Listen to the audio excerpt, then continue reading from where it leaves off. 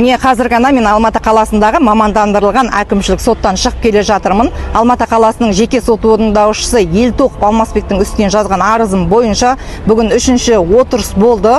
Осы күнге дейін судья Ботагөз Өмен сотты жүріп жатқан сияқты біздің екі тарапты да тыңдап, менің жеткілікті дәлелдерімді, аудио жазбаларымды, материалдарымды қабылдап алып, істі жүргізіп, бүгін 3-ші күн дегенде қаулы шығарып отыр. Сіздер осы күнге дейін сіз де өзіңіздің өкіліңізде маған сөз бермедіңіздер, мен сөйлейін десем күмән тудырып отырсыздар. Сіздердің талап арыздарыңыз әкімшілік істе қарауға жатпайды деп бүгін қаулы шығарды. Егер мен судьяға күмән келтіретін болсам, сенім артпайтын болсам, онда мен алтын уақытымды өткізіп, неге мен сотқа беріп соттасып жүрмін? Бұл соттар әділет ордасы ма, жоқ қорғансыздардың үнін өшіретін жері ма? Елтоқов Алмасбек, бұл қаулыммен менің үнімді өшіремін деп ойлама. Мен заңның бар екенін дәлелдейтін боламын.